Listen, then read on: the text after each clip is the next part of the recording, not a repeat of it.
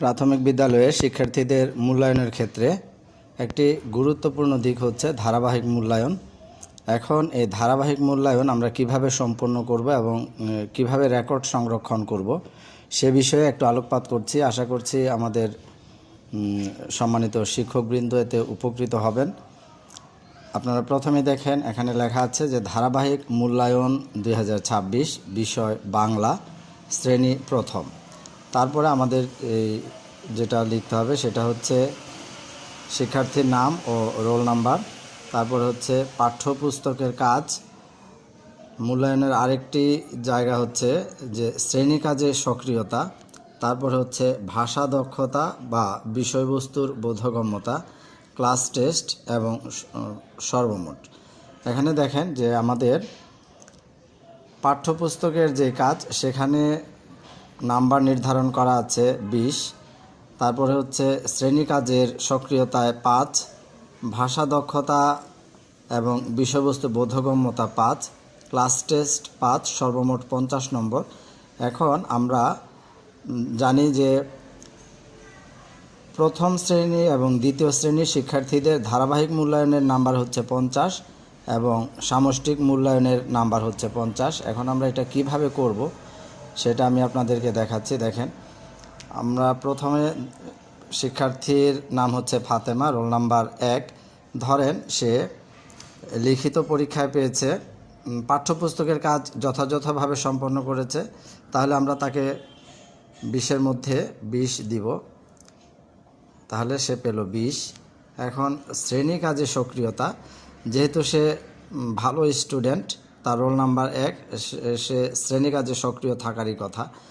শ্রেণী কাজে যদি সে যথাযথভাবে অংশগ্রহণ করে, যেমন শিক্ষার্থীদের প্রশ্ন করে, শিক্ষককে প্রশ্ন করে, এরপরে শিক্ষকের প্রশ্নের উত্তর দেয়, এরকম ক্ষেত্রে আমরা তাকে দিব 5 নাম্বার। তারপরে হচ্ছে ভাষা দক্ষতা। এখানে ভাষা দক্ষতা বলতে আমরা জানি যে ভাষার 4টি দক্ষতা আছে: শোনা, বলা, পড়া এবং লেখা। যেহেতু বিষয়টি বাংলা, এখানে আমরা এই 4টি দক্ষতা যাচাই করব। তবে এখানে মূলত পড়ার দক্ষতাটা বেশি যাচাই করা হবে। পড়া এবং লেখা, প্রথম শ্রেণী শোনা, বলা, পড়া, লেখা, 4টি দক্ষতাই নির্বাচন করব আমরা, এবং সবচেয়ে গুরুত্ব দিতে হবে পড়ার দক্ষতার উপরে। সেখানে যদি সে 5-এ 5 পায়, ধরেন সে 5 পেয়েছে, আমরা লিখলাম 5। এখন ক্লাস টেস্টের মধ্যে সে যদি 20-এর মধ্যে 18 বা 19 পায়, অথবা 20-এ 20 পায়, ধরেন সে 20-ই পেয়েছে, 20 দিলাম। এখন সে মোট নাম্বার কত পেয়েছে? সে সর্বমোট নাম্বার পেয়েছে 50-এ 50। আমরা তাকে ফাতেমা 50-এ 50 নাম্বার দিলাম। এখন দ্বিতীয় যে রোল নাম্বারটি আছে সেটা হচ্ছে ইয়াকুব। পাঠ্যপুস্তকের কাজগুলো ঠিকভাবে করেছে, সে 20 পেল। এখন শ্রেণী কাজে সক্রিয়তার মধ্যে ইয়াকুবের কিছু যদি সমস্যা থাকে, ধরেন সে শ্রেণী কাজে যথাযথভাবে সক্রিয় থাকে না, ধরেন তাকে আপনি 4 নাম্বার দিলেন, তাহলে 4।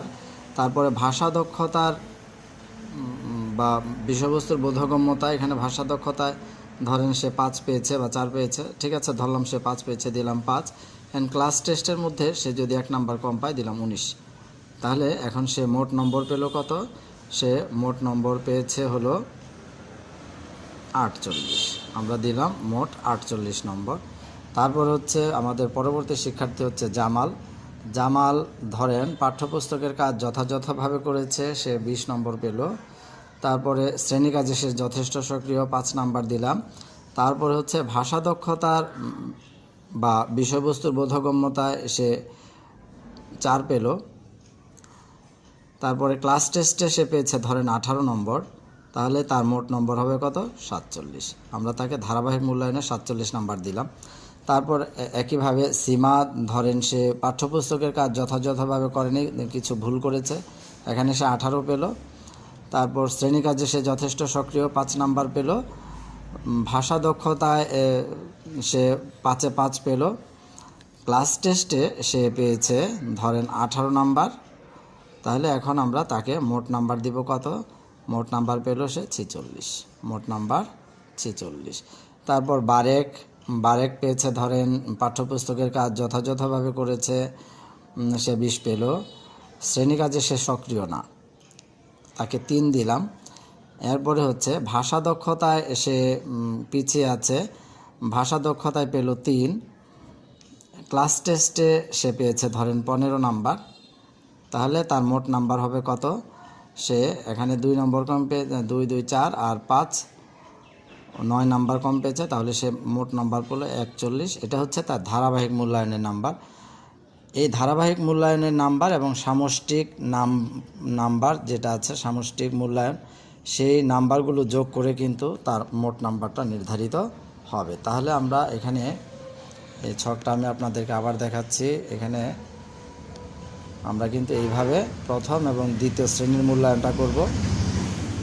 তৃতীয় থেকে পঞ্চম শ্রেণীর ক্ষেত্রে মোটামুটি একই জিনিস, তবে পার্থক্যটা হচ্ছে পাঠ্যপুস্তকের কাজে 20 নাম্বারের জায়গায় থাকবে কত?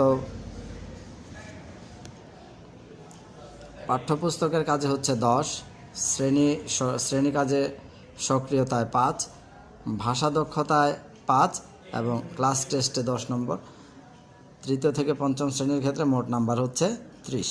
আমরা এভাবে রেকর্ড সংরক্ষণ করব এবং মূল্যায়নের কাজ যথাযথভাবে সম্পন্ন করব। ধন্যবাদ সবাইকে সাথে থাকার জন্য।